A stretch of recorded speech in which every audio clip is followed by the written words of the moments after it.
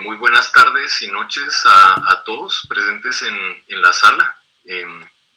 Vamos a dar inicio a la conferencia mensual de la Asociación de Urbanistas Creamos Guate. Solo me pueden confirmar por medio del chat si alcanzan a ver la pantalla y se escucha bien el audio.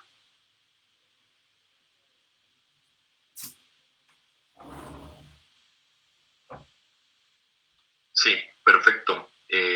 Gracias Flavia, Carlos y Sara y a todos los presentes. Bueno, pues buenas tardes. Mi nombre es Manfredo Corado. Vamos a dar inicio, como les comentaba, a la conferencia mensual que organiza la Asociación Creamos Guate, y para mí sinceramente es un gran placer poder acompañarles. En esta ocasión pues tenemos a un panel bastante interesante, multidisciplinar, con una vasta experiencia en una escala que yo creo que es bastante compleja, y yo creo que eso es lo interesante y lo beneficioso de esta conferencia, que nos va a poder ayudar a poder comprender o ver, tener una mirada más integral a esta escala de modelos de zonas de desarrollo. Entonces, para dar inicio y pues respetar la puntualidad de todos ustedes, quiero presentar a los ponentes. En esta noche nos va a acompañar Carlos Brenner. Carlos pues es arquitecto por la Universidad Francisco Marroquín, es apasionado por el desarrollo inmobiliario, tiene un posgrado en la misma escuela en la administración de proyectos inmobiliarios. Es un fiel creyente que la mejor forma de lograr un mejor país y una mejor ciudad es construyéndolo por uno mismo, proyecto a proyecto. Esto pues lo vemos en su rol activo desde Grupo Apolo. Busca ser un verdadero líder positivo en la industria inmobiliaria, por lo que ha adquirido experiencia desarrollando proyectos con esencia, y tenemos el gusto que nos acompaña también en la gestión de Creamos Guate dentro de la junta directiva. Además de Carlos, pues tenemos la presencia de Sara Comparini. Sara es arquitecta por la Universidad de San Carlos, con una diversidad de estudios en temas de planificación urbana, gestión y desarrollo urbano. Tiene 20 años de experiencia en el ámbito de gestión y desarrollo urbano y fortalecimiento institucional. Su experiencia va desde la colaboración en la Municipalidad de Guatemala, la Municipalidad de Villanueva, y ha dirigido áreas de fortalecimiento municipal y control en la construcción urbana. Ha coordinado estrategias urbanas que impulsan el desarrollo territorial, económico y social en estos municipios, y es una promotora de proyectos que impulsan la creación de vivienda accesible desde los gobiernos locales. Por tercero y último invitado de esta tarde, pues tenemos el gusto de que nos acompaña Sergio Herrarte. Él es consultor senior de modelos de desarrollo de E&Y. Es especialista en análisis de competitividad para el sector público y privado. Su experiencia se ha construido en los últimos 10 años trabajando como líder y miembro de equipos dedicados a la ejecución estratégica, diseño de procesos, planes de acción comercial y marketing para empresas multinacionales. Su experiencia y su desarrollo ha sido de forma internacional, bastante integral, en países como Brasil, México, Panamá, España, Centroamérica y Guatemala. Este es el panel que tenemos la tarde de hoy, bastante rico en disciplina, con mucha experiencia, y pues yo los estaré acompañando, moderando el evento. Les quiero pedir favor que conforme vayan presentando nuestros ponentes, pues ustedes puedan ir generando algunas dudas, algunas inquietudes, algunos comentarios que quieran hacer. La dinámica va a ser la siguiente: cada uno de ellos va a tener un tiempo para realizar una presentación, y posteriormente vamos a hacer una conversación por medio de las dudas e inquietudes que ustedes como público y audiencia puedan tener. Así que es un gusto para mí pues estar con ustedes, y de esta forma quisiera yo pues dar el micrófono a nuestro primer ponente, Sergio Herrarte. Sergio, es un gusto, te damos la palabra, te escuchamos. Gracias. Hola a todos, gracias por acompañarnos. Qué privilegio, es un foro que esperábamos con muchas ansias. Carlos, Sara y yo. Es un tema que ha estado sobre la mesa a un nivel de urbanismo, como vamos a ver a continuación, pero también a un nivel económico, y esta integración y fusión de ambos temas, de cómo se puede materializar una estrategia competitiva en algo urbano, es emocionante realmente. Y ahora vamos a abordar este tema. Yo solo quiero presentarles y déjenme ver, presents now, aquí está. Un segundo, por favor. Listo. No, ¿me pueden avisar si pueden ver mi pantalla?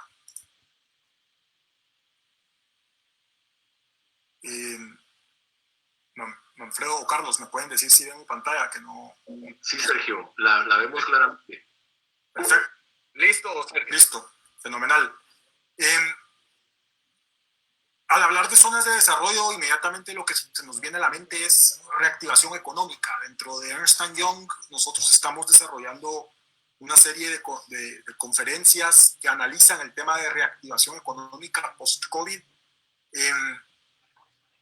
Y justamente cae como anillo al dedo esta palabra, este concepto que hemos venido desarrollando mucho antes del COVID, pero que ahora, a raíz de la situación económica que se genera por el COVID, vemos y estamos buscando todos, el sector privado, sector público, arquitectos, todos, cómo vamos a reactivar la economía.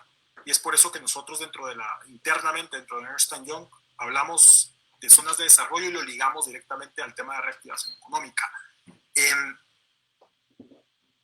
¿Por qué? Actualmente el escenario económico es incierto. No hay economista que se atreva a decir lo que va a pasar es esto. Es más fácil, se ha vuelto muchísimo más fácil predecir comportamientos erráticos de países desde una perspectiva geopolítica o política más allá de la economía. Es decir, no podemos predecir qué va a pasar con la oferta y la demanda hoy. Lo que sí podemos hacer es prepararnos para que sea lo que sea que venga, estemos con herramientas, estemos con información, estemos con propuestas que nos permitan salir adelante. Entonces, el tema de zonas de desarrollo es el momento de hablarlo. En la presentación a continuación vamos a hablar de zonas de desarrollo, vamos a tocar métricas globales de por qué es importante hablar de zonas de desarrollo, vamos a hablar de análisis de competitividad y vamos a hablar de cuál es la ruta hacia la competitividad desde una perspectiva de zonas de desarrollo, y después Carlos y Sara, o Sara y Carlos, van a abordar el tema desde su trinchera.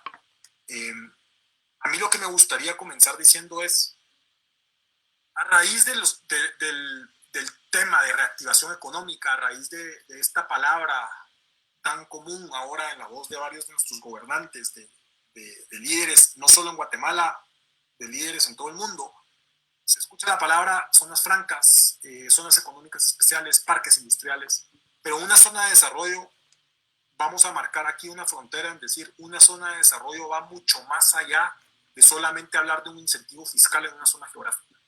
Aquí estamos hablando de creemos zonas con una propuesta de valor diferenciada, pero también con una estrategia competitiva. De eso estamos hablando cuando hablamos de zonas de desarrollo. ¿Qué está sucediendo alrededor del mundo? Antes del COVID estaba sucediendo algo, ya había un cambio en la tendencia global, ya venía pasando algo que el COVID solamente vino a acelerar. Y nosotros lo reunimos en 4 conceptos. Uno es el desencadenamiento de las cadenas globales de valor. Si nosotros hacemos y trazamos los flujos de inversión extranjera directa y más que todo también los tipos de inversión extranjera directa, nos vamos a dar cuenta que las cadenas de inversión en cadenas globales de valor ahora está más localizada. Es decir, aquellos países que sacaban inversión para colocar operaciones en el extranjero y disminuir costos, esa inversión ahora la dejan o muy cerca de ellos o la dejan internamente en su propio país. Hay varios factores por los cuales esto está pasando. Uno de ellos es que también estamos viendo una mayor exportación de servicios que de bienes. Estamos viendo clases medias más pujantes en aquellos países que antes eran manufactureros, es decir, ahora pueden consumir más las clases medias, esos productos que antes solamente se podían consumir afuera. Y estamos viendo cómo hay una tendencia hacia ya no valorar tanto el costo de una mano de obra barata, sino valorar más la capacidad que tiene la tecnología de sustituir a la mano de obra. Y esto está generando que se haga más pequeñas las cadenas globales de valor y es una forma de medir hacia dónde va la tendencia de inversión. Esto es muy importante, por lo que nos dice básicamente o reafirma básicamente que Guatemala está en una posición privilegiada por estar tan cerca del mercado meta que es Estados Unidos. ¿Okay? Entonces este es el entorno global para analizar en dónde nos encontramos. Ahora, al hablar de zonas de desarrollo, nosotros colocamos estas métricas y hablamos desde dos perspectivas, desde una métrica global y desde una coyuntura regional. ¿Qué significa una zona de desarrollo? Y aquí estoy metiendo en el bolsón, estamos metiendo en la misma bolsa zonas económicas especiales, zonas francas, parques industriales y cualquier nomenclatura que utilicen los países para referirse a estas áreas geográficas con incentivos fiscales. Hay varios términos. Las más comunes son las que les acabo de mencionar, pero son importantes por lo siguiente. Atraen el 15% de la inversión extranjera directa.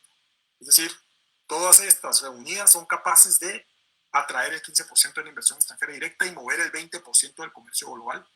Emplean más de 68 millones de personas en el mundo y cada año se crean 400 nuevas personas. Costa Rica en la región es el líder. Costa Rica ha logrado que 6 de cada 10 empleos sean dentro de sus zonas francas, de sus zonas económicas especiales, dentro de sus ecosistemas económicos o zonas de desarrollo. Y han logrado que 1.5 billones de dólares llegue ahí año con año, o por lo menos a partir del 2019. ¿Y qué está sucediendo además en la región? Cuando llegó Manuel López Obrador, el presidente de México, decide cerrar las zonas económicas especiales en México. Y de la noche a la mañana, según la revista Forbes, se pierden 7,000 millones de dólares en empresas que deciden salir de México y ahora están buscando dónde ubicarse. Entonces, tenemos un caso de éxito y al mismo tiempo tenemos una oportunidad en el tiempo. Guatemala tiene una oportunidad de crecimiento altísima. En Guatemala, si queremos hablar de zonas de desarrollo, nuevamente metiendo en el bolsón todos estos conceptos que ya... Guatemala tiene solamente 7 zonas francas. El Salvador tiene 17, Panamá tiene 14. Estos son datos de la UNCTAD y también con análisis de los ministerios de economía de cada país. Pero vemos cómo Guatemala tiene una oportunidad de crecimiento muy grande. Y conceptualmente, cuando hablamos de zonas de desarrollo, inmediatamente pensamos en zonas francas en Guatemala. Entonces, el marco conceptual en el cual nos movemos es en la normativa legal. Y por eso creemos que es importante comenzar a hablar de competitividad y comenzar a hablar de alianzas, como vamos a ver ahora a continuación, municipales, con el sector privado y con el gobierno central, y ampliar el espectro de capacidad de negociar incentivos. Entonces, esta foto a mí me gusta porque marca, o este comparativo me gusta porque marca una diferenciación importante. Aquí hay 2 zonas francas.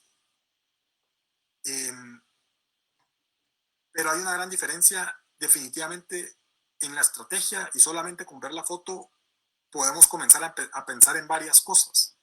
Yo cuando veo la foto se me viene a la mente mano de obra especializada y podemos pensar 1000 cosas solamente con ver la foto, pero quería mostrarla para que vean cómo un pequeño tinte estratégico o una decisión de competitividad puede cambiar radicalmente la forma en la que hacemos las cosas. Este es el proyecto de zonas francas en Costa Rica y esta es nuestra zona franca del Parque Z La Unión en Guatemala. Entonces, ¿por qué es importante hablar de competitividad y hablar de un ecosistema más allá de hablar del precio de las cosas? ¿A qué me refiero? Cuando nosotros damos un incentivo fiscal, estamos diciéndole a la gente, véngase para acá a invertir o cree su proyecto aquí porque aquí es más barato. Ok. Y esto sería genial si solamente produjéramos commodities, si solamente produjéramos un bien que no necesita diferenciación. Pero la pregunta acá es, y la pusimos acá, si Juan y Pedro venden lo mismo y al mismo precio, ¿a quién se lo compraríamos?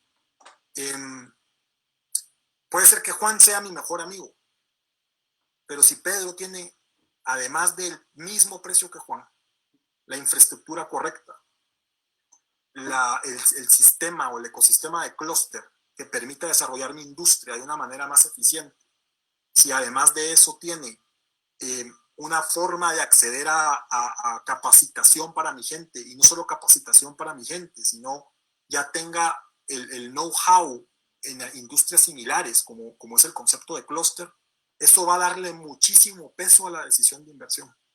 Y a eso nos referimos cuando hablamos de zonas de desarrollo. No solamente a apostarle a un precio bajo, sino a apostarle a una propuesta de valor potente que sea sostenible en el tiempo. Dicen que cuando IBM quería llegar a Costa Rica, antes de que se desarrollara más la historia con IBM en Costa Rica puso sobre la mesa una negociación en donde hasta incluía pensums universitarios para que hubieran más ingenieros que atendieran a esta industria. De eso hablamos cuando hablamos de zonas de desarrollo. Entonces hay que hacernos varias preguntas. Una pregunta también sería, ¿es posible traer una fábrica de carros a Guatemala?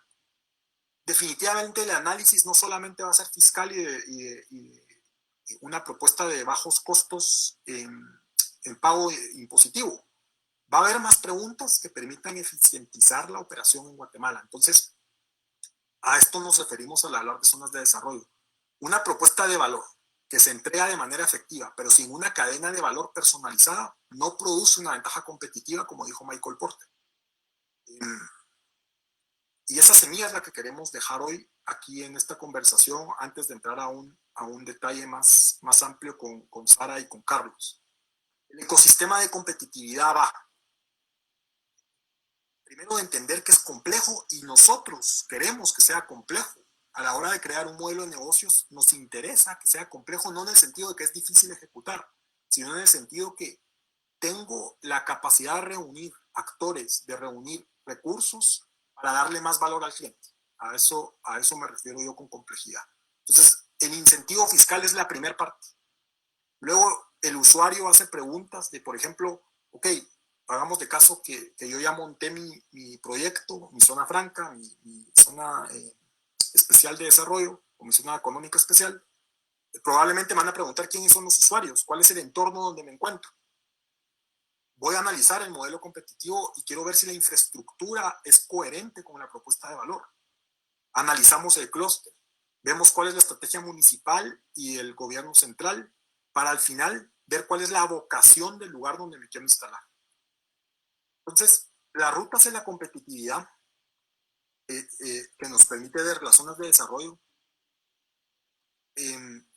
mi base es la certeza jurídica, pero eso ya está dado. Eso es perfecto, pero eso es el inicio. Definitivamente después yo tengo que pasar a un modelo de negocios basado en la excelencia operativa. Dejémosle esa labor al sector privado, por ejemplo.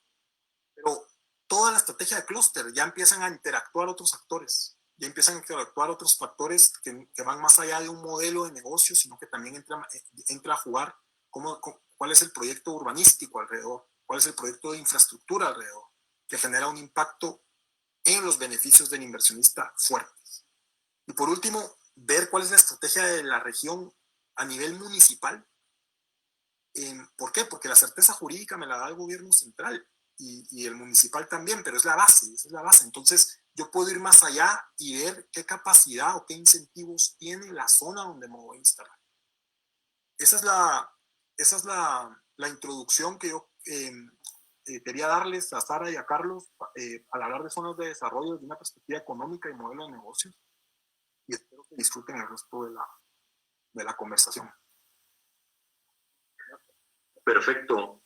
Muchísimas gracias, Sergio. Yo creo que tu mirada desde una forma bastante integral, poniendo en la mesa, digamos, toda esa estructura que tiene que ser coherencia con la propuesta de valor en sí y traerlo a colación, digamos, de una forma tan completa como debiese ser, creo que da luces y da un paso directamente a lo que Sara nos puede comentar.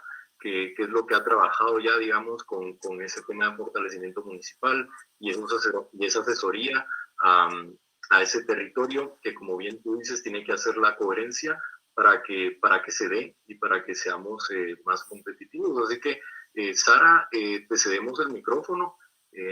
Cuando tú quieras, pues, te escuchamos. Ok, gracias, Manfredo. Creamos Guate por la invitación. Creo que es muy interesante el concepto de poder enmarcar un tema de desarrollo o una zona de desarrollo económico dentro de un contexto. Realmente así debe ser, es un componente que no es adicional porque quiero adicionarlo, sino que porque debo adicionarlo. Entonces, me parece muy interesante. Gracias por la espero, pues, que pueda transmitirles mis ideas y mis experiencias y que sean de su utilidad.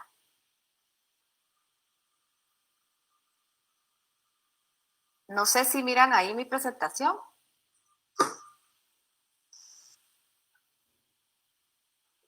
Aún no, Sara. Mira. Se demora un tiempo. Ok.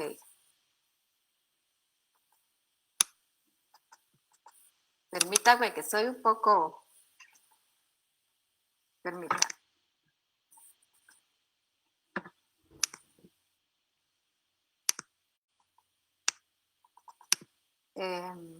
Permítanme.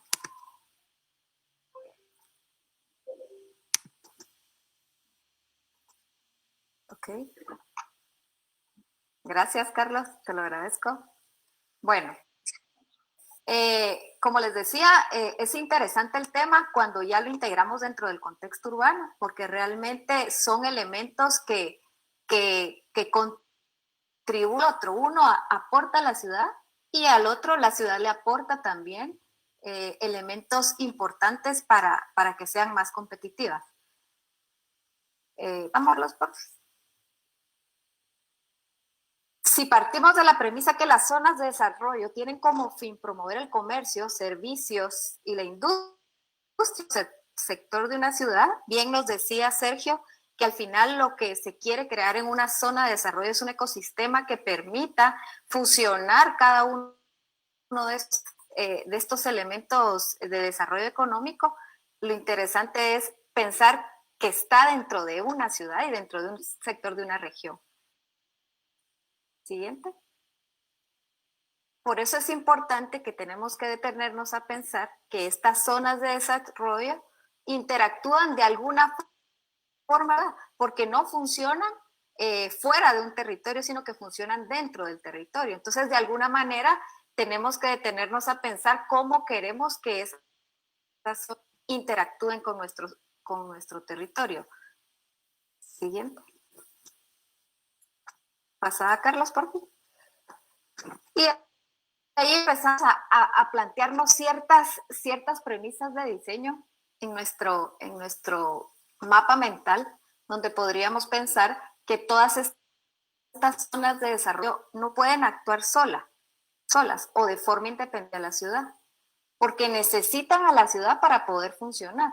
Y de la misma forma, las necesita para poder prosperar. Sin estas zonas de desarrollo no hay actividad comercial que ayude a una ciudad a prosperar.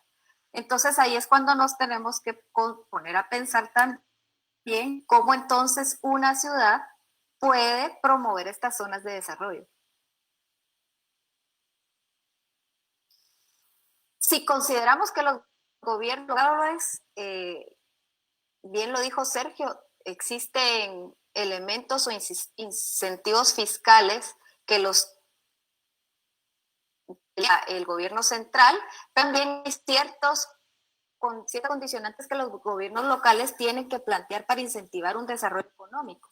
Y para lograrlo, hay que generar oportunidades de trabajo, salud, seguridad y crear las condiciones que permitan que estas zonas se desarrollen. Una de las preguntas que hacía Sergio hace un momento era si Juan y Pedro tienen el mismo producto, ¿a quién se le va a ir a comprar? Entonces, voy a ir como consumidor a aquellas donde la ciudad me facilite el acceso a esas zonas, ¿verdad? Es decir, yo voy a ir donde puedo tener infraestructura de movilidad que me haga llegar más rápido, que me haga llegar más fácil, donde yo pueda tener otro tipo de servicios que me complementen. Entonces, realmente la ciudad es la que tiene que crear también esos mecanismos y estos incentivos. Entonces, cuando yo hablo de ciudad, planteo que las ciudades tienen retos importantes que cumplir y dos elementos claves que tienen que ponerle atención para que estas condiciones puedan cambiar. Y una es la institución, otra es el territorio. Si los municipios o las ciudades no consideran estos dos elementos o no transforman estos dos elementos, no genera ciudades competitivas. Por una parte, cuando yo hablo de institución, hablo de fortalecimiento institucional. ¿Y a qué me refiero con fortalecimiento institucional? Me refiero a que cada institución, cada municipalidad, que son las que emiten las licencias de construcción, por poner un ejemplo sencillo, tiene que tener procesos eficientes. Si yo para querer desarrollar una zona de desarrollo, debo contemplar que me voy a tardar 5 años para obtener una licencia, ese no es un incentivo que me va a permitir a mí pensar en llegar a ese principio a instalar mi zona de desarrollo. Entonces yo necesito como institución tener procesos eficientes, tener certeza jurídica, y la certeza jurídica me la da a través de establecer reglas claras. Si yo no tengo un reglamento de construcción, no tengo un plan de ordenamiento territorial, ¿cómo voy a garantizar qué se puede y qué no se puede hacer en ese sector? Y eso, por supuesto, no le da certeza al inversionista. El inversionista lo que quiere es garantizar su inversión. Y no garantizar en un año, sino que garantizar en un periodo que le ayude a permitir recuperar esa inversión. Servicios eficientes. ¿Qué pasa cuando los municipios no tienen servicios de calidad, no tienen agua, no tienen cómo manejar sus desechos sólidos, no tienen cómo brindar energía pública, alumbrado público, elementos que hacen que una ciudad no esté lista para atraer inversión? Entonces, los servicios eficientes es un elemento clave en el tema de fortalecimiento institucional. Personal capacitado, para mí, es otro elemento que forma parte del fortalecimiento institucional. Si yo puedo tener un plan de ordenamiento territorial y quedó lindo y está perfecto, hay 5 tomos del plan de ordenamiento, pero si no tengo quien lo aplique, si no tengo quien entienda cómo aplicar una normativa específica, de nada sirve tenerlo ahí. Entonces, el personal capacitado técnicamente y con experiencia en los temas también nos permite generar esos elementos que fortalecen a la institución. Y por otro elemento que es importante para las municipalidades es la generación de ingresos propios. Si logra, a través de un fortalecimiento institucional, generar ingresos propios, va a tener para invertirlos en infraestructura de servicios, en mejores calles, mejores accesos, mejor red de servicios, en fin. Son elementos que forman parte de una institución lista para atraer inversión. Y por otro lado, Carlos, cambiamos. Una institución eficiente y sólida es la clave para atracción de inversión. Para mí ese es un elemento indispensable. No podemos pensar en atraer inversión solo gestionando eficientemente un territorio y dejando a un lado la institución. La institución es clave. Y cuando hablo de gestión del territorio, que era el otro elemento que para mí es importante que consideren las ciudades, es que por supuesto de un plan de ordenamiento territorial. ¿Y a qué me refiero con un OT? Es el aprovechamiento eficiente, sostenible y estratégico del territorio. O sea, la institución tiene que saber, o la ciudad tiene que saber qué quiere hacer con su territorio, qué quiere hacer con el espacio público. Si no tiene una excelente gestión del público, no es una ciudad atractiva para llegar. Y no solo para invertir, sino que yo como ciudadano necesito tener ese espacio para sentirme seguro, para poder compartir, para poder intercambiar ciertas actividades que nos puedan ayudar a generar ciudad. El manejo de cuencas es un elemento importantísimo que tenemos que considerar en el aprovechamiento del territorio. Otro tema importante es la infraestructura eficiente. Ya lo hablé un poquito en el anterior. Me refiero a la infraestructura física. La mayoría de municipios no piensan en implementar sistemas a través de infraestructura de agua, saneamiento, hablo también de transporte público, un buen manejo de desechos sólidos. Esos son elementos que un inversionista piensa previamente para poder llegar a un territorio. O sea, no es solo decir la ubicación es clave, por supuesto es clave, pero no es lo único que un inversionista le pone atención, ¿verdad? Hay un elemento clave que las municipalidades no están contemplando y es la generación de energía. Muchas zonas de desarrollo son industriales, donde el consumo de energía es básico para sus procesos de producción. Si una municipalidad para generar o distribuir energía con un costo menor al del mercado, seguro ese va a ser un elemento interesante de inversión. Movilidad y conectividad también es otro elemento importante. Muchas de estas zonas se han ubicado en las periferias de las ciudades y el solo pensar en yo trabajador que no tengo carro, quiero llegar a ese sector, es bien complejo y complicado. Entonces el tema de movilidad y conectividad es importante, es el hecho de promover territorios conectados, ¿verdad? Y por supuesto, considerando una movilidad intermodal, ¿verdad? Puedo yo llegar a esa zona de desarrollo en un carro, en bus, bicicleta, caminando, lo que fuera, pero eso le corresponde a la ciudad también aportarlo. Otro elemento importante también es la seguridad ciudadana, y cuando hablo de seguridad ciudadana, no me refiero a la seguridad de un policía que esté ahí, sino que el concepto per se de tener espacios seguros donde los jóvenes puedan realizar actividades que prevengan la violencia, ¿verdad? Fortalecer los sistemas de salud, de educación, de seguridad, pensando en el bienestar de los habitantes, ¿verdad? Y de los posibles trabajadores que lleguen a esas zonas. Y un elemento también que es importante, realmente los 5 que puse son para mí muy claves, son las alianzas estratégicas. Yo siento que a veces las ciudades o las municipios tenemos miedo en hacer alianzas estratégicas y no debemos de perdernos que una ciudad se construye no solo desde lo público, sino que se construye involucrando a todos los que intervienen en una ciudad.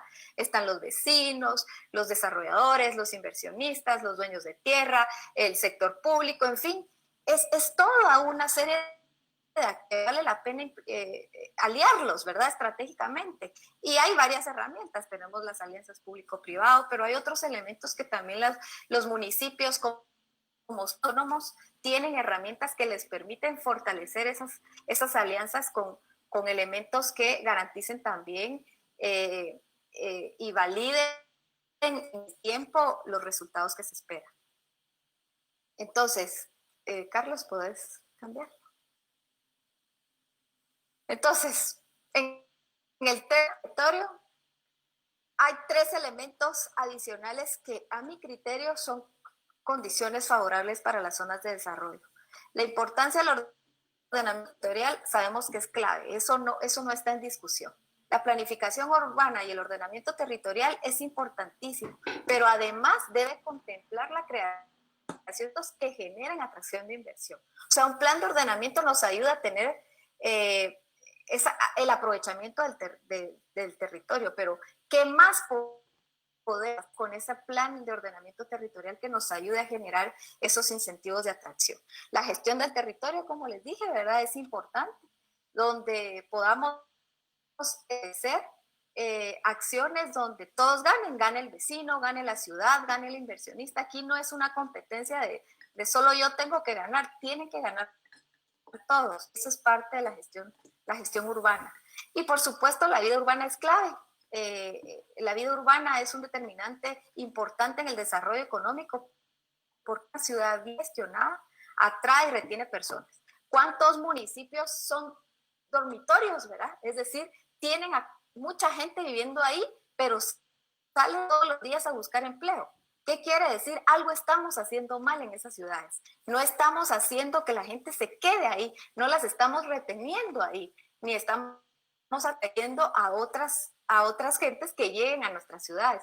Esos son elementos claves que nos deben permitir pensar si nuestra ciudad es competitiva o no. Siguiente, Carlos. Y ahí es donde yo creo que todos los municipios o todas las ciudades deben ser generar estrategias de gestión que construyan territorios más competitivos. Les hablaba, hay alianzas público-privado, pero también hay alianzas estratégicas. En la tuvimos se implementó una estrategia urbana muy interesante que permitió encontrar el balance entre la visión del público y la visión del privado. Realmente esas visiones siempre van en caminos distintos, nunca se llegan a fusionar. Esta estrategia urbana sirvió para que pudiéramos alinear la visión de desarrollo, o sea, es decir, el público que entendiera qué quería el privado y que el privado entendiera también qué quería el público, porque al final, si los dos vamos a alinear, logramos construir una ciudad interesante y más próspera, y ahí todos ganan, gana el vecino y gana el inversionista. Entonces, esta estrategia sirve para generar infraestructura de conectividad e integración urbana, es decir, teníamos macrolotes, les denominamos macrolotes que sí estaban en desarrollo, en proceso de desarrollo, pero no estaban conectados a la ciudad, y habían otros que estaban pendientes de desarrollo, pero estaban más alejados. Entonces, cuando mirábamos qué había entre este desarrollo y encontrábamos un montón de sectores urbanos que ya estaban consolidados, pero tenían deficiencias, no tenían parques, no tenían espacios públicos, en fin, no tenían una serie de elementos que logramos resolverlos con la intervención de estos macrolotes. Entonces se logró articular estos sectores y a su vez se logró generar proyectos de ciudad, se ganaron espacios verdes, espacios de uso público y otros elementos que realmente permitirán construir un mejor municipio, ¿verdad? Y mucho más atractivo.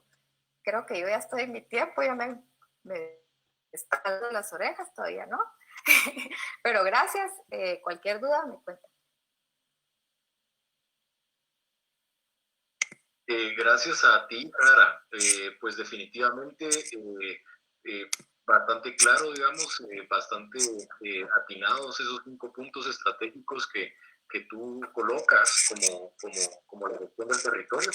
Creo yo que es interesante encontrar estos macro lotes y hacer esa ecualización de actores, quizás. Creo yo que eso es lo que ha hecho que con la globalización pues ciudades sean más competitivas que otras, que atraigan esa inversión que nos dijo Sergio en un inicio.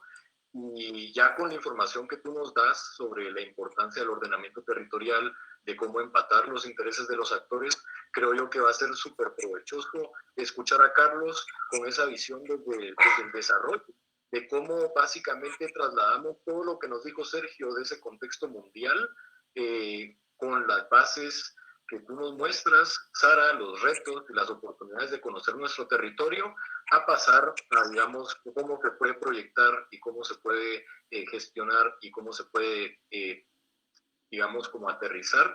Y yo creo que Carlos, pues, es la persona indicada para poder hablar de esos temas. Así que, Carlos, te damos la palabra, tienes el micrófono cuando tú desees. Excelente, Manfred, gracias. Ya estoy presentando. ¿Lo ven todos bien? ¿Me escuchan bien? Sí, Carlos, te escuchamos y te vemos claramente. Perfecto. Quiero empezar una aclaración. Gracias, Sergio, por poner el marco competitivo económico. Sara, por poner el marco urbano. Y ahora quiero empezar con una pregunta. Por favor, a todos vayan escribiendo las preguntas en el chat o también dinámico. Si no, me interrumpen y la hacemos en el micrófono y así vamos resolviendo las dudas. Quiero pasar al marco práctico, a la parte de desarrollo urbano y desarrollo inmobiliario. Y les quiero hacer esta pregunta. Se la hizo un estudiante de MIT, del Centro de Real Estate, y era la relación del paisaje urbano con la rentabilidad de los edificios. Hizo todos los estudios, los puntos verdes que ven en las calles son los árboles y parques que hay a los alrededores de las oficinas. Y quería ver la relación entre estos espacios públicos diseñados y la rentabilidad de los espacios. Como desarrolladores nos tenemos que ir preguntando cómo podemos mejorar esos espacios, cómo podemos mejorar la guía que mencionaba Sergio para mejorar nuestros proyectos y darles condiciones adecuadas. Les pongo estas dos caricaturas, no crean que se pasó una conferencia motivacional, pero me gustan las dos reflexiones. Primero es esta caricatura de todos los animales sentados y les pregunta al profesor, les dice que para tener la misma estandarización de examen, todos tienen que escalar el árbol. Entonces ahí vemos al mono, un pingüino, un elefante, un pez, una foca y como un perro. Obviamente cada uno tiene diferentes condiciones o cada uno tiene diferentes características y destrezas. Entonces pongo esta otra foto un poco cliché, pero es todo lo que necesitas ya está en tu interior. Eso nos lo preguntamos nosotros y si lo pasamos a un contexto de ciudad y desarrollo urbano y desarrollo inmobiliario, todavía nos da un poco más que pensar. Y paso a este ejemplo que de hecho me lo compartió una asesora economista que está acá, gracias Flavia, y me parece muy interesante. Este es el proyecto 22 en Barcelona. Ellos se venden como una zona franca, pero realmente supieron aprovechar todos los factores contextuales, supieron aprovechar y apalancarse del contexto para promover un área que incentivara y atrayera el desarrollo de talento. Y miren qué interesante, como puso Sergio en sus dos fotos, o en los dos contrastes, unas bodegas contra un edificio vertical de ciudad con personas proveyendo servicios. Los dos están importando un bien, un servicio, y los dos están siendo rentables. Pero ¿cuál de los dos supo apalancarse bien de toda su grilla urbana y lo que le daba el contexto? Sabemos que es ese ejemplo como lo fue en Costa Rica. Muy importante acá, y quiero que vean los dos artículos. Este dice un programa de transformación urbana, económica y social. Luego quiero ponerle los pantallazos de un artículo y de diferentes revistas que salieron.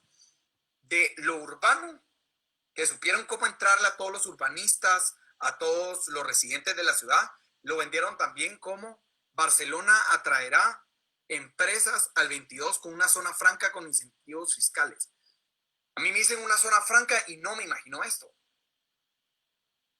Me imagino una ciudad que supo entender las necesidades de las personas, entender la área urbana, entender el desarrollo y así trasladarlo a una buena propuesta de valor.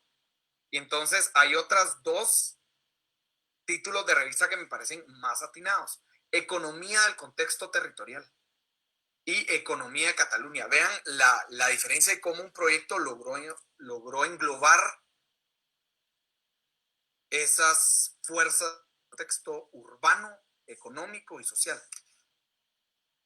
Como contó Sara, nosotros estamos desarrollando, eso es un proyecto de desarrollo inmobiliario que buscamos apalancar todas las facilidades y todas las fuerzas contextuales que tenemos alrededor. Este es un proyecto de Grupo Apolo, se llama Ciudad Reformadores, en Villanueva. Miren Villanueva, esta es una foto actual y quiero solo que vean la cantidad de personas, la cantidad de casas, la densidad que existe en el territorio. Si a esto, imagínense, cada una de estas es una casa y cada una de estas casas tiene alrededor de 7 a 10 personas. Esto es como agarrar un edificio y ponerlo horizontal. Estas mismas personas están buscando oportunidades, trabajo, educación, superación. Entonces, regreso a una pregunta que hizo Sara y la apunté y dice, ¿tengo que vivir acá porque tengo que vivir acá o porque quiero vivir acá? Si nosotros logramos formular un proyecto donde la gente diga, quiero vivir acá, estamos dando una propuesta de valor impresionante, no solo al territorio, sino que a las personas, haciendo verdadera calidad de vida. Una ciudad dormitorio. Estas son fotos reales del tráfico antes de la pandemia, pero vemos cómo todas las personas se tienen que movilizar. Esto traducido a un tiempo, son 4 horas diarias que 300,000 personas tienen que vivir diariamente.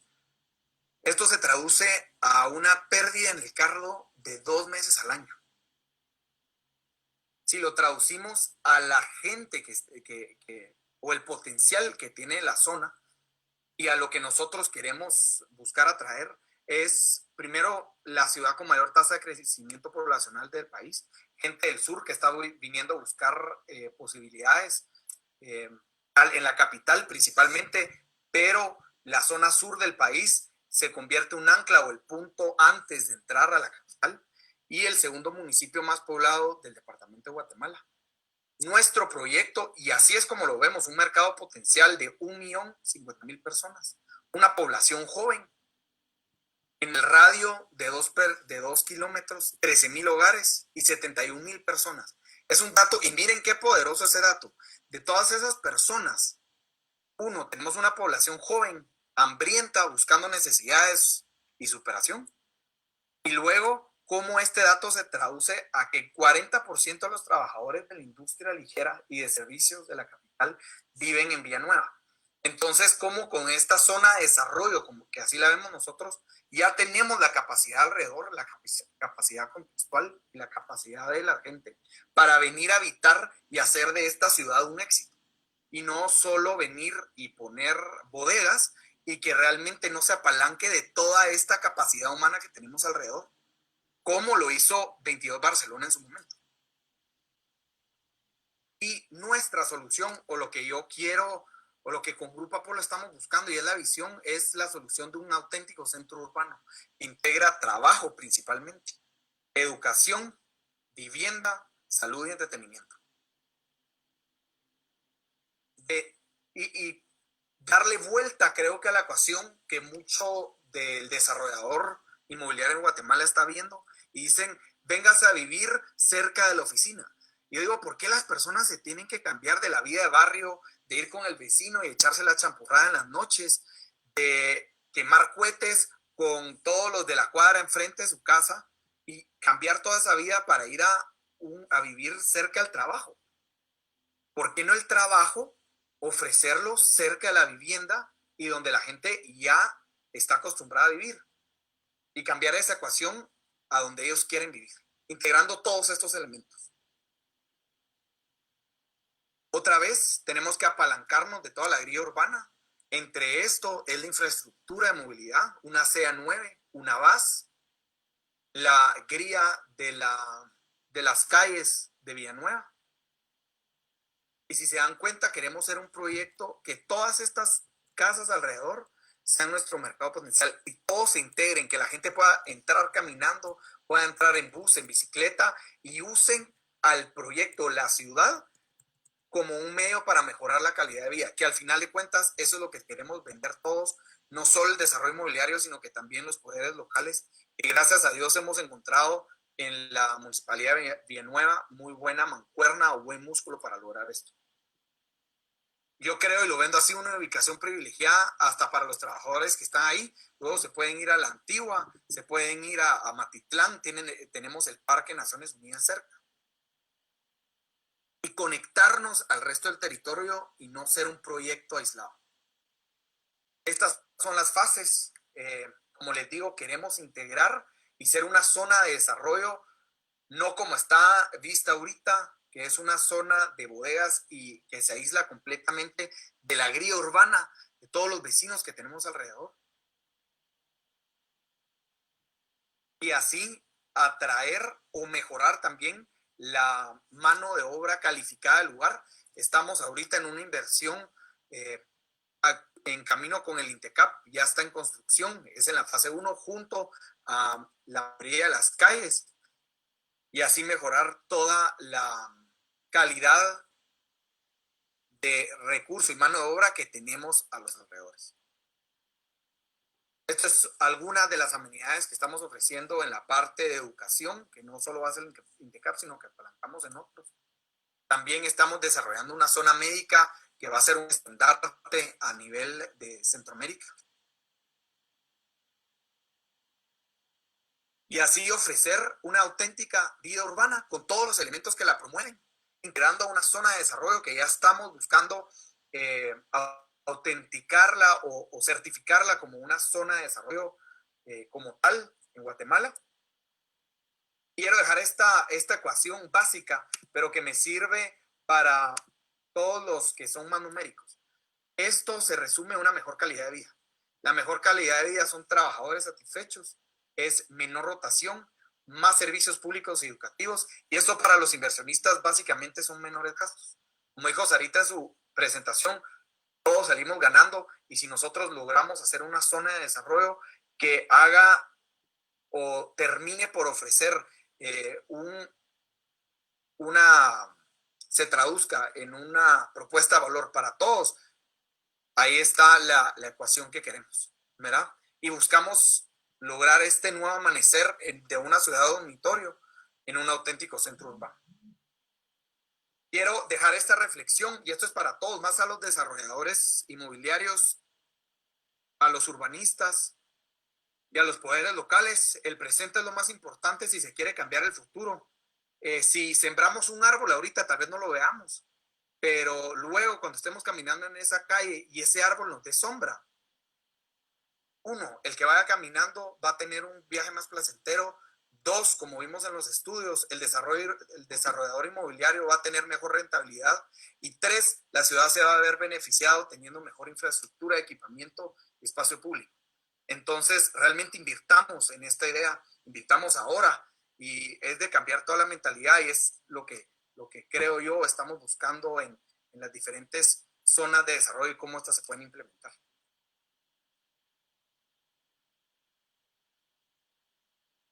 Fantástica presentación, excelente proyecto también. Yo creo que viene a consolidarnos el hilo conductor que hemos venido trabajando desde la presentación de Sergio, de cómo esos datos, esos números, de cómo está eso a nivel global y cómo eso se materializa en un proyecto de una forma tan clara como nos lo estás mostrando con el proyecto de Ciudad Reformadores. Definitivamente, pues es la ecuación que tú mencionaste. Creo yo que es un excelente ejercicio de alinear actores, de alinear intereses, de poder descubrir la vocación del lugar y de poder ser competitivos y entregar valor. Algo que yo creo que definitivamente y de forma orgánica se ha estado viendo. Yo creo que hay bastante por hacer. Estos macrolotes que mostraba Sara nos dan también luces de las posibilidades que tenemos como ciudad y el momento que tú mencionabas del presente, o sea, hay que trabajarlo ahora, ver cómo entre disciplinas, entre actores, nos unimos para ir redefiniendo la vocación de nuestras ciudades. No han enviado preguntas, excepto Cristian, así que quisiera ir con la pregunta que lanzó Cristian, y posterior a eso pues podemos abrir el micrófono por si alguien de la audiencia pues quisiera comentar algo. Cristian nos dice que dicen haber una sobreoferta en el mercado inmobiliario. ¿Qué comentario o opinión tienen acerca de esto? Tal vez si nos pueden comentar cómo se relaciona esto con el tema de las zonas de desarrollo. En lo personal, por ejemplo, yo he notado que existe un interés de actores de temas de tipo industria que están buscando, digamos, esas zonas de desarrollo que ofrezcan esos valores competitivos. Entonces, si podemos tomar la pregunta de Cristian, ya aquí nos están llegando otras y las vamos a ir enlazando.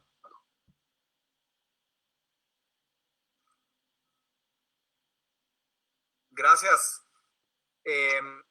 Voy a contestar rápido y Sergio y Sarita me complementan. Creo que sí, hay una sobreoferta en un mercado específico. Y eso es lo que tenemos que ver, que en Guatemala hay una profundidad del mercado vasta que está desatendida. Si nos volteamos a atender a estos mercados cautivos que están sedientos literalmente de oportunidades, y lo vemos, ¿qué persona quiere estar 2 horas en el tráfico de ida y de regreso? Y si les podemos ofrecer una propuesta que realmente les traiga valor, calidad de vida y les cambie su por decirlo así, martirio de esa vida de tráfico, abrimos un mercado completamente diferente es un mercado profundo y que no se ha logrado dinamizar por completo. Yo creería también, sumando un poco a lo que tú estás diciendo, Carlos, es que debemos pensar que todas las municipalidades deben de somos un área metropolitana, estoy hablando del departamento de Guatemala, ¿sí? Si consideramos que existe oportunidades en un área metropolitana, podemos ir descentralizando esa acumulación de oferta que hay en ciertos sectores, porque al final se sigue alimentando el patrón de que todo se ve dentro de la ciudad, o sea, ciudad de Guatemala, y está re bien, se está desarrollando, pero ¿qué le ofrecemos los demás municipios que estamos pegados a la ciudad? ¿Qué le ofrecemos? Esa oferta también pueda irse a estos municipios, y al final tenemos bastante territorio. ¿Cuántos municipios son del área metropolitana? O sea, debemos pensando o generando cada municipio condiciones donde podamos nosotros atraer esa inversión y descentralizarla para poder generar otros polos de desarrollo, ¿verdad? Que es lo que creo yo que es lo que está faltando. Sí, yo pienso que definitivamente en el mercado de vivienda hay reportes que señalan lo que mencionas, hay cómo trazarlo también desde una perspectiva incluso bancaria, el tipo de productos financieros que se dan al respecto. Sin embargo, estoy de acuerdo que es un tipo de producto. ¿A qué me refiero? Es importante que la vaca la veamos por partes, ¿no? Que hay que desarmar, como decía Sara, en este tema, que hay un poco de, no voy a decir la palabra pánico, pero sí hay un susto al fondo de parte no solo del grupo de analistas, sino también del consumidor, de que haya una sobreoferta. Percibo que es una sobreoferta en el mercado específico para vivienda y también para un sector específico. Entonces habría que ver cómo afecta ese tipo de sobreoferta en ese tipo de producto específico. Creo que hay una oportunidad de crecimiento fuerte en una generación de oferta para el tipo de usuario de lo que estábamos hablando de zona de desarrollo y el ecosistema que se puede generar alrededor, como acaba de mencionar Carlos. Cristian. Perfecto. Nos hacen una pregunta que yo creo que va a ser clave. Yo creo que es una pregunta que surge mucho a la hora de tratar estos temas porque estamos alineando a varios actores, y es la que nos hace Henry, en el sentido de cómo se ven afectados estas zonas de desarrollo o qué retos son los que hay que saber superar o cómo manejarlos con los cambios de autoridades locales a 4 años. Entonces, ¿cómo creen que es la mejor estrategia para poder abordar este reto? Para empezar, parte de lo que explicaba yo, el tema de la certeza jurídica y el fortalecimiento institucional. Cada vez que se forma un polo de desarrollo tiene que tener también su respaldo jurídico. Es decir, si se crea una normativa, en el caso de Villanueva, por ejemplo, se crearon normativas específicas para esos polos de desarrollo, esos macrolotes. Se establecieron cuáles eran los elementos que el privado tenía que cumplir y que el público también tenía que cumplir. Y no se quedó solo en un cruce de manos y ahí quedó, sino que se respaldó con una normativa específica aprobada por un consejo público en el diario oficial, y esos son elementos que al final de cuentas permiten que trascienda el desarrollo más allá de un periodo de administración, porque estos polos de desarrollo, zonas de desarrollo, no se van a desarrollar en 4 años, ninguno. Se desarrollarán quizás en 8, 10 o hasta 15 años, ¿verdad? Es un proceso largo, y para que pueda el accionista animarse a hacerlo en un territorio, tiene que haber certeza jurídica. Eso que tú nos comentas es súper clave, Sara, y lo veíamos en el proyecto de reformadores que presentamos, Carlos, el hecho de trabajarlo en fase y comprender que pues, cualquiera de estos proyectos, pues, a un tiempo de decir 10 años, probablemente se queda corto, como tú dices, una visión a largo plazo.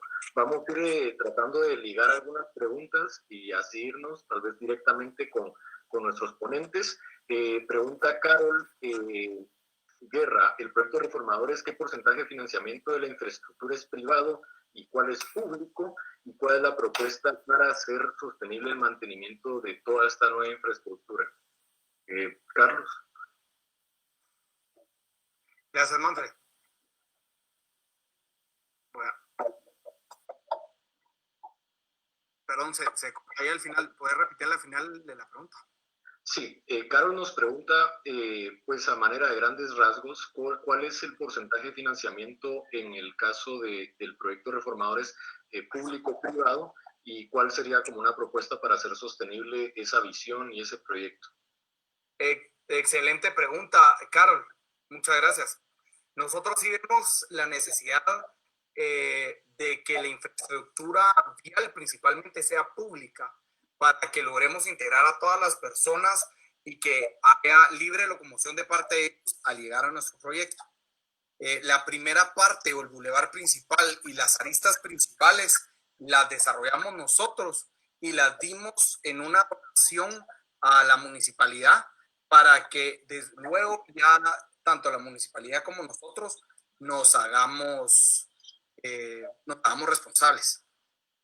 Con respecto al financiamiento o al apalancamiento, nosotros vamos en fases para lograr ir anclando cada proyecto, disminuir el riesgo, hablando de que sí tengamos un inquilino, una rentabilidad asegurada por un plazo menor a 5 años y apalancar cada fase en una estructura bancaria normal, digamos, de un 30-70, tomando en consideración que nosotros como desarrolladores tenemos la tierra y eso nos da un gran plus.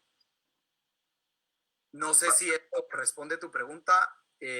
Y con el mantenimiento, eso también, contigo estamos donando toda la infraestructura pública para que la municipalidad en las calles públicas haga también su labor y nosotros en las diferentes manzanas. Fantástico.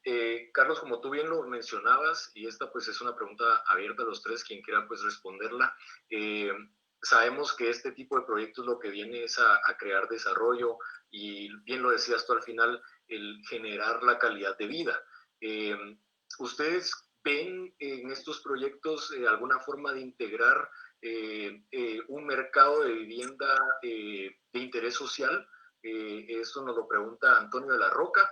Que nos habla que el mercado de vivienda social ha sido poco explorado en el país, creo que lo estamos viendo ahora, recién empiezan las iniciativas de los movies y otro tipo de propuestas tipológicas, entonces preguntarles en estos casos de zonas de desarrollo, ¿cómo ven ese aspecto?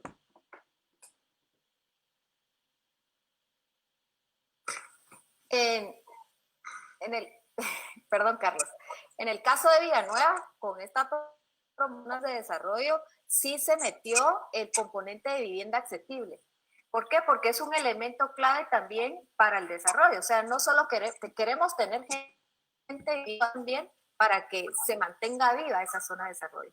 Y cómo lo manejó la municipalidad en su momento fue crear incentivos. Es decir, si tú desarrollador o tú la zona de desarrollo generas vivienda accesible, especificando las características de tal vivienda, es una opción a tener mayor edificabilidad en ciertos sectores. Entonces sí se fueron generando esos incentivos para poder generar este tipo de proyectos. Quiero ponerlos en un marco de desarrollo inmobiliario para que se entienda también un poco el proceso del desarrollo. Primero nosotros queremos atraer todas estas anclas, lograr generar las amenidades que las personas quieren para después poner la vivienda prioritaria, que es un punto vital en nuestra propuesta. Queremos gente que viva ahí, que se apropie del proyecto y del territorio, aunque ya tenemos prácticamente una población de 400,000 personas en un radio pequeño, pero sí queremos vivienda prioritaria o vivienda en propiedad en el lugar. Sí, ya lo tenemos en la mira, solo queremos anclar, digamos, las facilidades de las cuales las personas que viven ahí después se van a beneficiar. Y eso va también por un poco la estructura de capital y cómo ir financiando el proyecto, de lo que hablaba Carol en su pregunta. ¿Verdad? Primero son los edificios patrimoniales en renta y luego van los edificios en venta, que son dos estructuras financieras diferentes que se alimentan las dos. Perfecto. Gracias, Carlos y Sara. La verdad es que es bastante claro y bastante ilustrativo, digamos, también entendiendo que esta generación de oportunidades pues también facilitará, digamos, el acceso a la vivienda de las personas. Esa era una pregunta que nos hacían bastantes, pues aquí, personas de la audiencia. STX Constructores nos hace una pregunta bastante interesante, que es ¿cómo se podría vincular estos nuevos desarrollos urbanos con la ciudad consolidada?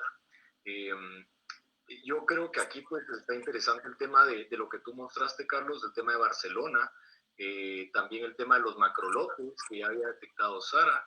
Y yo pues me quedo con una frase que me dijo un profesor, un tutor, en la cual me decía, mira, el mejor proyecto urbano es el donde las personas ni se dan cuenta que están.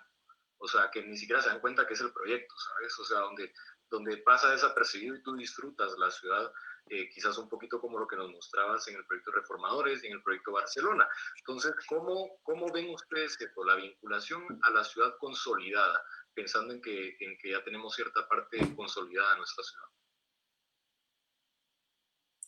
A mí me gustaría empezar con la perspectiva que doy al foro de urbanistas, de arquitectos. Si lo vemos de una manera económica o de una manera de rentabilidad, definitivamente la oferta de empleo es capaz de mudarse de la misma manera que es capaz de reubicarse una persona. Entonces, ¿cómo convive eso con una ciudad ya establecida? Yo pienso que la ciudad responde a una dinámica clásica de oferta y demanda, es decir, la mayoría de empleos se localiza en un lugar, la mayoría de gente se localiza en un lugar, pero si logramos mostrar ventajas que se traducen en una rentabilidad, va a haber un movimiento y va a haber un descanso de la ciudad. Eso es una perspectiva económica. Y creo que se traduce bien en la propuesta como de Ciudad de Reformadores, en donde es justamente eso. Aquí ya está el recurso que se mueve en un 40, que representa un 40% de colaboradores de empresas. Yo le voy a ayudar a que se quede aquí, por ejemplo. Entonces pienso que hay que entender que ahora estamos respondiendo a la ventaja que tenemos de centrarnos todos en un lugar, porque aquí se encuentra toda la oferta de trabajo y aquí tengo que vivir por eso. Entonces creo que el tema va por ahí y ahora se lo dejo a los urbanistas. María, yo le sumaría que desde el momento que tú visualizas esa zona de desarrollo dentro de un territorio y encuentras que esté íntimamente relacionada, logras resolver la integración con las áreas ya consolidadas. La mayoría de sectores de desarrollo no están es cierto, están metidos dentro de un sector que ya existe, un sector urbano. Entonces, desde el momento que lo entendamos de parte de un territorio es cuando empezás a visualizar qué necesita el área ya consolidada que le pueda proveer esta zona de desarrollo y de viceversa, qué necesita o qué necesita la zona de desarrollo que le pueda proveer el área consolidada. En ese momento se logran resolver todas las interrogantes. Muchas gracias, Sergio y Sara. La verdad es que me parece interesantísima la manera en cómo lo ven, cómo se retroalimentan esas zonas y especialmente porque quizás es un proceso que tiene que pasar también varios puntos de nuestra ciudad ya consolidada, que si bien está consolidada, creo yo que todavía estamos en un punto clave para densificarnos inteligentemente. Entonces es muy oportuno lo que ustedes nos comentan de cómo esas zonas se pueden conectar, relacionarse, y yo creo que eso va orientado a una pregunta que nos hace el público, que es el tema del transporte, cómo se puede integrar. Yo me imagino que la respuesta va en el orden que acaban de dar, entonces si podemos tocar el tema del transporte, y hay otro tema importante que habla sobre una pregunta que gira alrededor de la cercanía con el paseo del lago, y si se tiene alguna estrategia de recuperación, o si nos pueden comentar si estas zonas de desarrollo pues tienen un especial atención, digamos, o un área que vea la parte del paisaje, la parte del recurso natural que les rodea.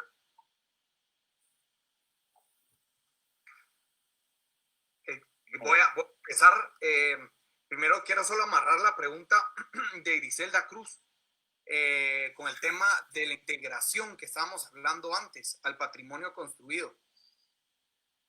Nosotros, y lo pongo desde el punto de vista práctico, se tiene que entender el contexto, se tiene que entender quiénes son nuestros vecinos, se tiene que entender cuáles son las dinámicas sociales y cuáles son las dinámicas arquitectónicas y urbanas. Si nosotros venimos y le damos las espaldas a ellos, como también mencionaba STX Consultores, es un proyecto que uno, desde el punto de vista, no va a ser rentable porque la persona no lo va a adaptar bien y tiene un riesgo altísimo de que se opongan al proyecto. Si hay una oposición del área donde uno está llegando a invertir y a crecer, no se adapta bien, son riesgos que cuesta muchísimo mitigar.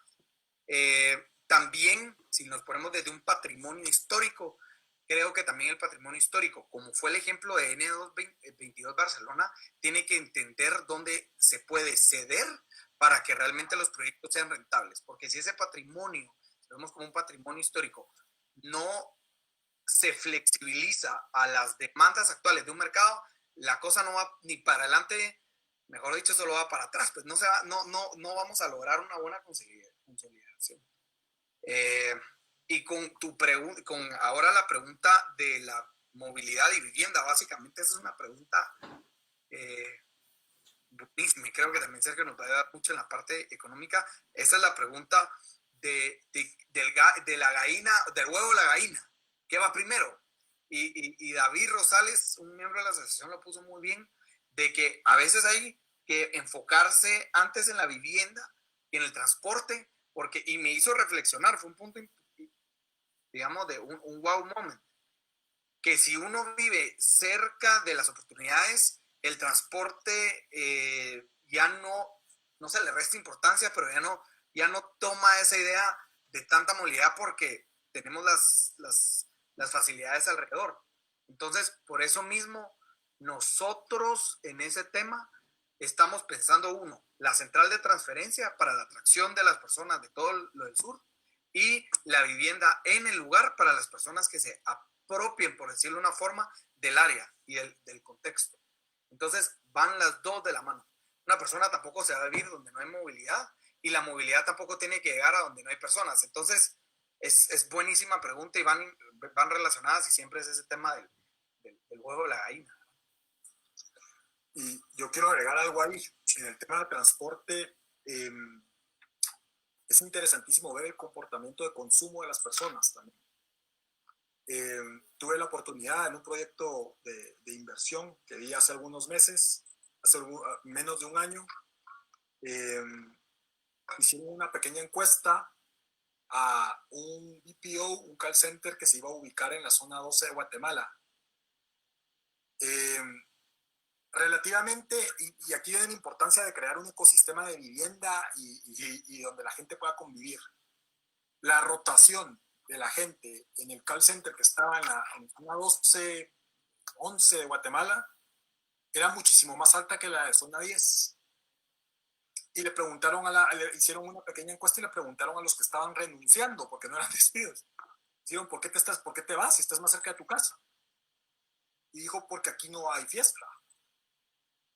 Pues a mí no me importa agarrar 2 horas de tráfico todos los días de ida y vuelta, tal vez a partir de los 30 años, el pensamiento, no sé a qué edad, no sé, pero tal vez después de cierta edad uno ya empieza a ahorrar. y todos se quedaron en shock porque la lógica de consumo, y en este caso para la demanda de transporte, no era tanto económica económica en el sentido de busco ahorrarme el transporte, sino que yo busco llegar a donde tenga una mejor experiencia después de mi trabajo. Entonces, va ligado totalmente a la decisión de transporte, hay que tomarlo en cuenta, que va primero el huevo en la gallina.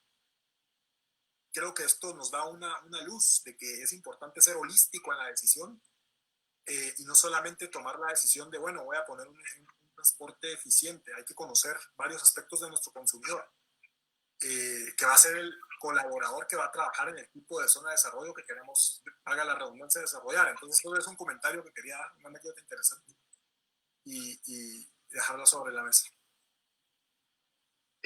No, fantástico, Sergio. La verdad es que yo creo que es una anécdota que tú sacas a colación, pero que de alguna manera visibiliza lo importante que es generar ese ecosistema y de pensar en algo integral.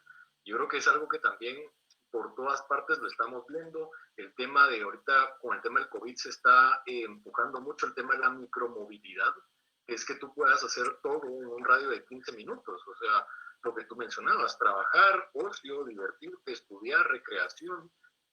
Entonces, ¿de qué manera poder resolver eso? Pareciera ser que las zonas de desarrollo es algo que le tenemos que poner más relevancia, más importancia, unir actores, repensarla juntos para ver de qué manera encontramos esa vocación del territorio que nos dé una mejor calidad de vida.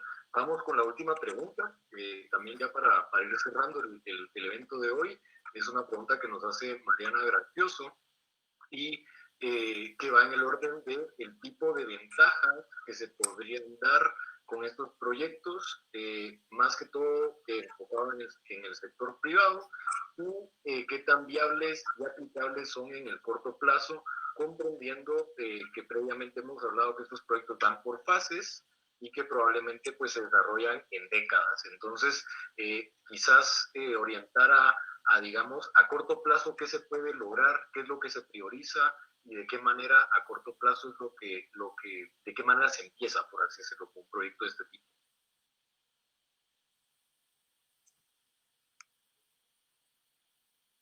Me gustaría tal vez, Sergio, desde la parte del privado y de todos esos incentivos, si puedes poner ese marco y ya te apoyamos de la parte de desarrollo inmobiliario y desarrollo urbano con Sara, porque es... Excelente pregunta. Yo preguntaría de regreso qué es corto plazo para nosotros. Y es una muy buena pregunta. Pienso que sí, todo debe ser analizado por fases. Necesitamos en Guatemala, si vemos a las zonas de desarrollo como un instrumento que nos va a sacar adelante en una situación compleja en la que estamos. Yo te diría lo siguiente. Cuando nosotros hablamos de zonas de desarrollo con varios actores, aquí hay un par, ahí está Carlos. Bueno, hay dos Carlos acá, creo que es Carlos Quesada también está aquí, y ahí está Carlos Brenner, y está Flavia hace un rato, no sé si todavía está. Varios actores dentro de la conversación en persona y la conversación fuera de pasillo, siempre hablábamos de la posibilidad y lo ventajoso que sería que una municipalidad tuviera la capacidad de ofrecer sus propios incentivos. Entonces, ahí te diría yo, Mariana, que una mecha que hay que encender es darle la capacidad a las municipalidades que desarrollen sus propios incentivos, además de los incentivos que ya da el sector privado. El tiempo corto, mediano y esta medida va a depender mucho de una estrategia que existe. Pienso que es clave definirlo, pienso que es importante tomarse el tiempo de parte de los actores del sector público y también del privado para que digan, bueno, en cuánto tiempo queremos la primera fase, en cuánto tiempo queremos la segunda fase y qué vamos a hacer para lograrlo. Yo te soy sincero, Mariana, no he visto ese nivel de detalle hasta ahora, tal vez Carlos y Sara sí, yo no lo he visto ese nivel de detalle en los sectores. Sé que la Municipalidad de Guatemala es altamente eficiente en eso, habría que comentarlo con ellos también, pero lo que te quiero decir es, tenemos que definir tiempos y estar dispuestos a pensar que nuestro corto plazo no necesariamente tiene que ser 3 años. Pienso que deberíamos de ponernos la tarea de pensar un poco más a largo plazo y entender que al corto plazo tal vez no vamos a ver resultados dramáticos, pero sí vamos a ir encaminados a un desarrollo más sostenible, que es lo que nos importa. Entonces, yo para aterrizar lo que le dejaría esa tarea habilitaría, o pienso que lo ideal es proponer que las municipalidades tengan una capacidad de negociación de incentivos cuando haga sentido, por supuesto, dependiendo del tipo de proyecto, para que puedan incentivar un movimiento más rápido, eso es lo que queremos, y que haya una estrategia coordinada también, pero los lapsos de tiempo creo que los definiría como algo importante en qué es lo que quiero lograr. Esa sería mi respuesta, Mariana. Es bastante abstracta. Te pido disculpas, pero es la percepción que yo tengo al respecto. Muy buena pregunta. Yo le sumaría también algo dentro de esa articulación que mencionas tú, Sergio, es que el entienda qué necesita el privado para que sus incentivos vayan acorde a las necesidades del privado. Porque puede ser que para la municipalidad un incentivo sea exonerar parqueo, por decirte algo, en un edificio comercial. Sin embargo, puede ser que esa no sea realmente ventaja para el privado. Entonces sí tiene que haber dentro de esa articulación entender qué necesita uno del otro para que esas ventajas sean realistas, ¿verdad? Y funcionen como incentivo, que promuevan el desarrollo. Definitivamente. Para concluir ahí la pregunta, te pongo solo un ejemplo. Nosotros, ¿qué ventajas se pueden dar? Es algo que se tienen que adaptar a las necesidades del mercado. Por ejemplo, nosotros ahorita estamos con el proceso de las CDPs, las SOLICs, las zonas francas, las zonas... Solo para calificar tienen un formato, una tipología arquitectónica específica de bodega. Ahí es una primera traba. Si nosotros abriéramos la tipología arquitectónica para que fuera una construcción vertical, me refiero a un edificio, empiezan a entrar otros factores en juego. No me refiero solo a BPOs, por ejemplo, están las programaciones, renderizados, servicios de contact center que van más allá de un BPO y un call center. Entonces, si podemos flexibilizar esas cuestiones tan básicas, ya nos abre otras fronteras. Y con tu pregunta, Mariana, de qué tan viables y aplicables son dentro del margen y tenés que saber cómo poderlas aplicar y qué reglas poder utilizar, todavía teniendo una camisa de fuerza hasta cierto sentido en todas las facilidades. Y viables financiera, económicamente, aunque cuesta, es como una bola de nieve, cuesta agarrar el primer empujón. Una vez te montás al barco y ya ves que empieza a agarrar, sí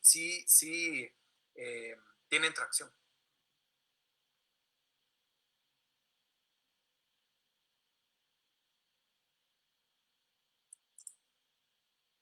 Excelente. Listo, muchas gracias. Creo que se le trabó a Manfred ahí la pantalla. Bueno, para... Fantástico. Muchas gracias, Sergio, Carlos y Sara, por respuestas. No sé si la conexión está fallando. No sé si me escuchan bien ahora. Ahora sí, Manfred.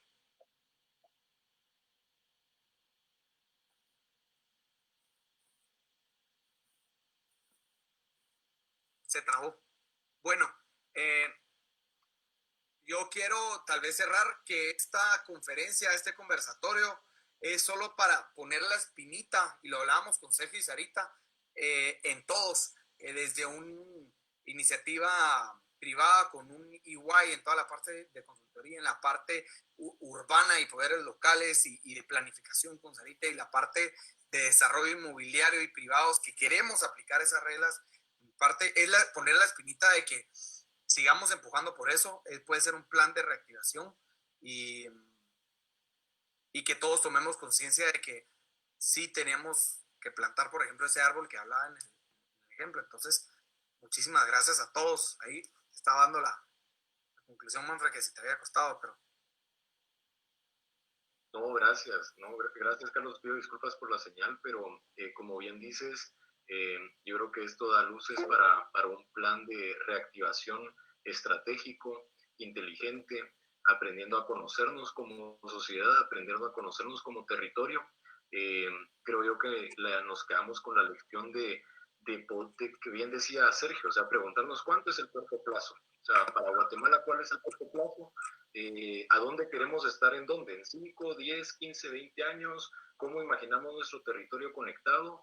El tema que tú bien decías, que lo tocaron los tres, de vivienda, de transporte, creo yo que se van a ir dando, como bien decían lo del huevo o la gallina, se van a ir dando media vez, nos sentemos todos los actores a poder hablar sobre nuestras necesidades, sobre los requerimientos y más importante aún, trabajando en conjunto para poder ser estratégicos en atraer ese desarrollo de inversión que nos hablaba Sergio al inicio. Así que, nada, de parte de nosotros como asociación, agradecerles el tiempo, el conocimiento y la experiencia, que es lo que ustedes han puesto en valor en esta conversación y que lo han entregado a la audiencia, creo yo, de una forma bastante clara. Nosotros, pues también muy agradecidos a todos los que nos acompañaron esta noche, conversando con Sergio, Sara y Carlos. Es un gusto tenerlos acá. Vemos cara de amigos, cara de conocidos, de asociados, de gente nueva que se nos está uniendo en estas sesiones y con lo mismo pues hacerles la invitación a que nos sigan en redes sociales. Estamos en todas las plataformas, en Instagram, en Facebook. Actualmente estamos en YouTube, en donde van a poder ver esta conferencia grabada. Por si se perdieron algo, pues pueden retomarla, pueden compartirla también y comentarles que sacaremos un episodio de un podcast con nuestros conferencistas del día de hoy. Vamos a poder profundizar algunos temas, retomar otros, profundizar en algunos, así que por favor estén enterados a nuestras redes y atentos a los eventos que esté sacando la asociación. Como les digo, un gusto haberlos tenido acá. Muchas gracias a nuestros ponentes, de verdad, excelente experiencia la que nos trasladaron el día de hoy. Fue muy enriquecedor para todos y gracias a la audiencia por acompañarnos. Tengan una excelente noche. Feliz noche, gracias. A todos. Feliz noche. Ahí voy a dejar mi correo, cualquier pregunta también. Gracias. Muchas gracias. Perfecto, a ustedes. Muchas gracias. Nos vemos entonces en el podcast. Gracias. Feliz noche, gracias.